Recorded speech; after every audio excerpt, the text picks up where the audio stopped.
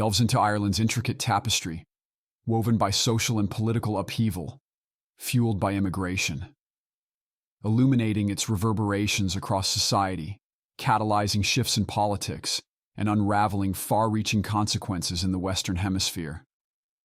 This narrative draws a stark comparison between the strategies adopted by Viktor Orban in Hungary and the divergent path pursued by Ireland. It meticulously dissects the mounting tensions, delves into historical trajectories, and echoes the perspectives of influential voices, such as Tucker Carlson and Steve Bannon. How has historical immigration shaped the current scenario in Ireland? What role do governmental responses play in exacerbating or alleviating societal tensions? Can a balance between humanitarian aspects and local impact be achieved in immigration policies? So it seems like Ireland's, of course, a small country, an island in Western Europe, but it seems like this is kind of almost a metaphor for what's happening across the West. What do you make of the rioting there and the government's response to it? Well, look, you've been to Hungary. Viktor Orban has led this fight for years and has tried to get his country, the sovereignty of it, to stay away from what's happening in Germany and places like Ireland. Viktor Orban has led this fight for years and has tried to get his country, the sovereignty of it, to stay away from what's happening in Germany and places like Ireland. National sovereignty is a topic often debated in terms of how globalist policies, particularly regarding immigration, affect it. Advocates and critics have differing opinions on the impact. Ireland's probably one of the worst, if not the worst, because the political class has totally sold out the people. One of the worst, if not the worst, because the political class has totally sold out the people. Feelings of disillusionment with the political establishment resonate widely, reflecting a belief that these entities have neglected the well-being of the people. They've had, I think, 125,000 immigrants in the last year. They've had, I think, 125,000 immigrants in the last year. An abrupt surge in immigration sparks concerns among the public about how quickly it could impact a country's social structure, economy, and communal resources. That is the same equivalent if all of Joe Biden's 9 million illegal alien invaders here in our country all came within 1 year. That's the impact it's had on Ireland. And they're all on the public dole. The phrase "on the public dole" underscores the significance of limited government involvement and careful financial management. It suggests that the arrival of immigrants could burden public resources, posing a concerning issue. There's been 100,000 Ukrainians in 18 months or 20 months since the war started. 100,000 Ukrainians all on the public dole, all paid for out of the Irish budget. Now, some of that money is given by the EU, but the Irish politicians are by far the worst that are bought off by the EU. The Irish politicians are by far the worst that are bought off by the EU. They're the biggest globalists. Globalists and the accusation of politicians being bought off are closely tied to globalist agendas, raising concerns about how international organizations affect local governance. They're the biggest globalists. They've sold out the sovereignty of the Irish. And you're seeing a natural blowback, and you're really seeing it among working class people in the cities, Irish nationals, Irish citizens, whose family have been there for generations and generations and generations and have nothing to show for it, and also in the rural communities. So Ireland is a powder keg. The pressing need to address immigration issues is crucial due to the volatile situation in Ireland.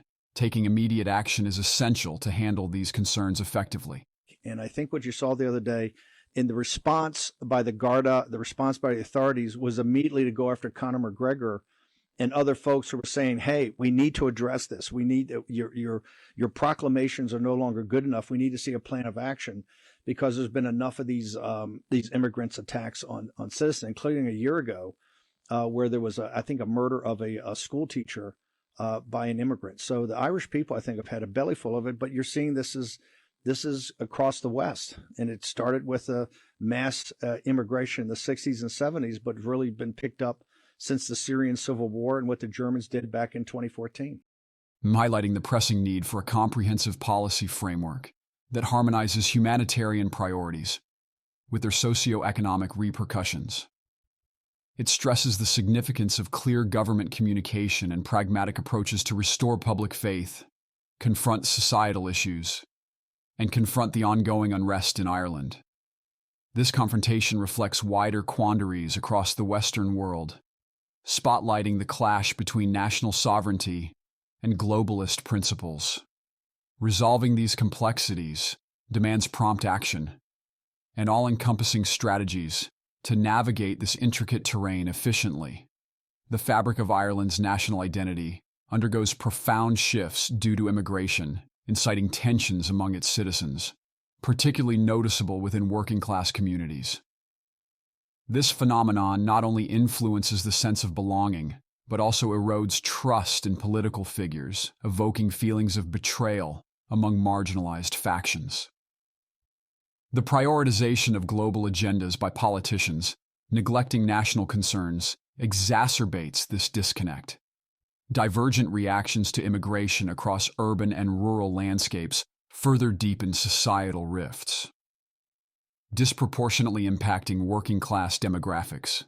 The government's inability to confront these issues amplifies public discontent, compelling the dire need for practical measures to address safety apprehensions linked to immigration. The patterns of immigration, notably accelerated during the Syrian civil war, underscore an ongoing trend significantly shaping the current societal turbulence, shaping public perceptions concerning immigration, cosmopolitanism, and sovereignty, resonating distinctly within certain segments of the populace. A comprehensive comprehension of these intricate dynamics proves pivotal in reconciling societal divisions and assuaging widespread dissatisfaction. What do you think? Tucker Carlson and Steve Bannon engage in a riveting conversation, illuminating the intricate interplay between free speech and immigration policies within the United States. Their dialogue unfurls a tapestry of thoughts, weaving through the tangled implications of stifling dissent and the profound impacts of immigration challenges on the nation's fabric. Within the realm of democratic societies, the constrictions on free speech pose an intriguing conundrum. How do these limitations, purportedly safeguarding societal harmony, inadvertently jeopardize the very essence of democracy itself? The multifaceted complexities surrounding immigration management stand as a labyrinthine puzzle, each facet shedding light on a different aspect of this intricate issue. What are the pivotal nuances and challenges highlighted within the fabric of immigration policies that demand attention and resolution? In the terrain of debates on immigration solutions, labeling emerges as both a shield and a weapon, often obscuring the crux of constructive dialogue. How does the pervasive use of labels hinder the cultivation of pragmatic and holistic solutions, impeding progress in addressing this critical societal concern? If a government makes it a crime to criticize that government's policies, then it's not by definition a free country, is it? If the government makes it a crime to criticize that government's policies, then it's not by definition a free country, is it? Expresses concerns about potential restrictions on freedom of speech, reflecting conservative principles that oppose excessive government intervention. It highlights the importance of being able to voice dissent without limitations. I think you're absolutely correct, and I think you're seeing that here in the United States. I mean, as you know, I mean, you're hounded all the time.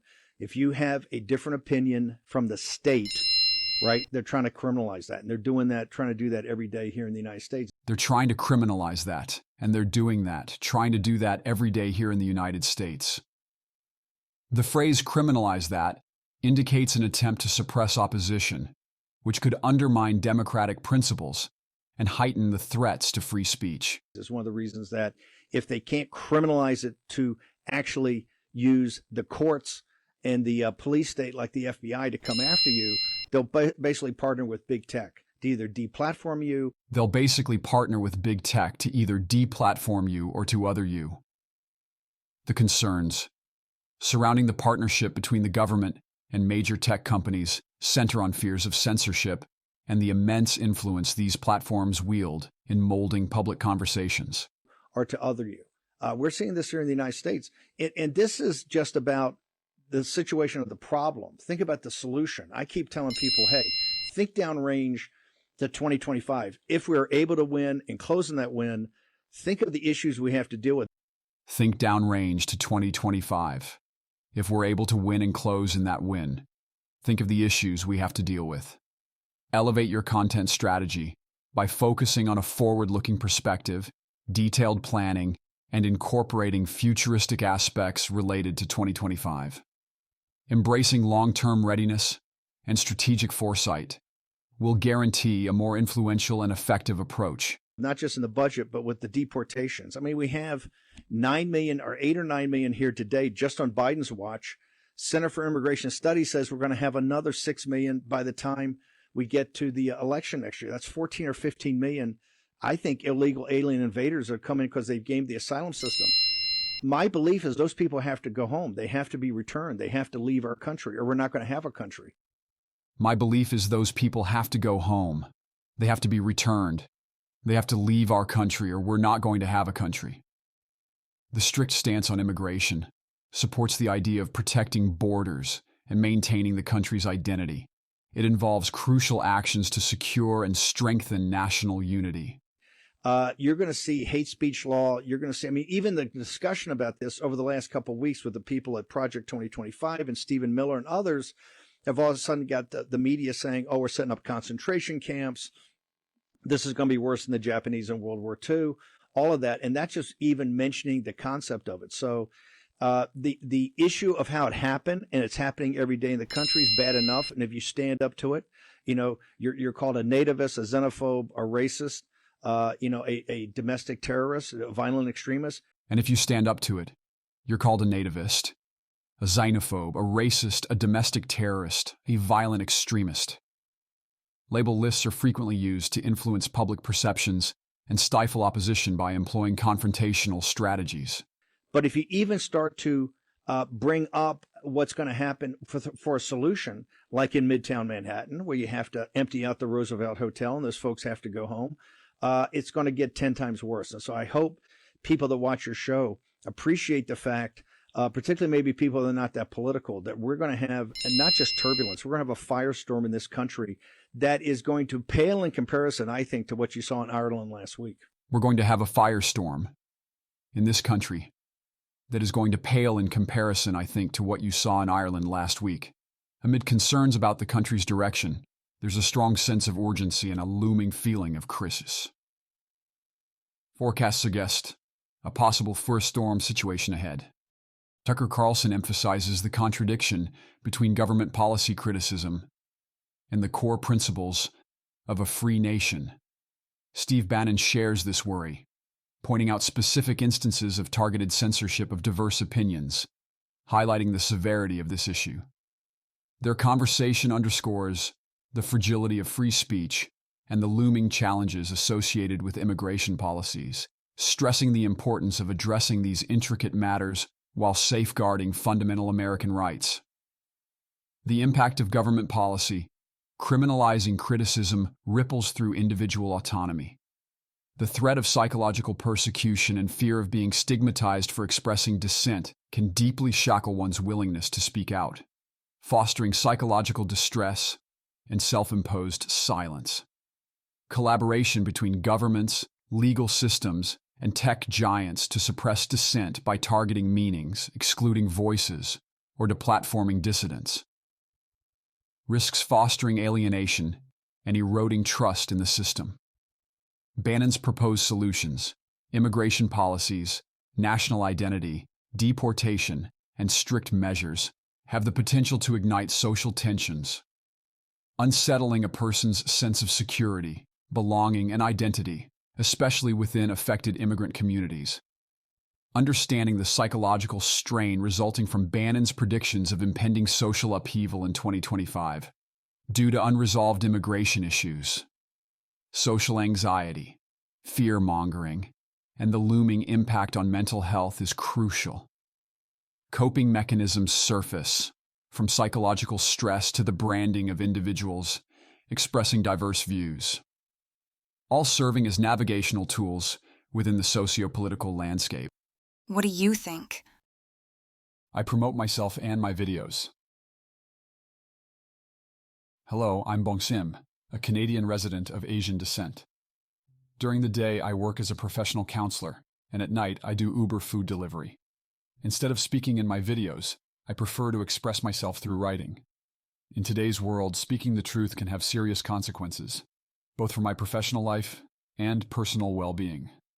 That's why I'm choosing to pen down my thoughts and using a platform to share them on my behalf.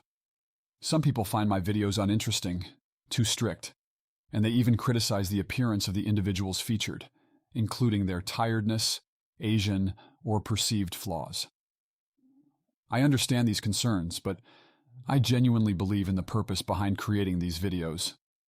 Unfortunately, recent Canadian legislation has resulted in the censorship of free speech and online content. And although Google hasn't explicitly admitted their involvement, I suspect they play a part in it. Despite my efforts to monetize my content on YouTube, I haven't been able to earn any income from it. I've tried 3 times, and all my attempts were rejected. They turned me down for reasons like lacking creativity, not having a recognizable face, or not having a distinct voice. Nevertheless, I've made several adjustments to my videos, hoping to overcome these challenges. If you share my belief and support what I'm doing, I would genuinely appreciate your backing.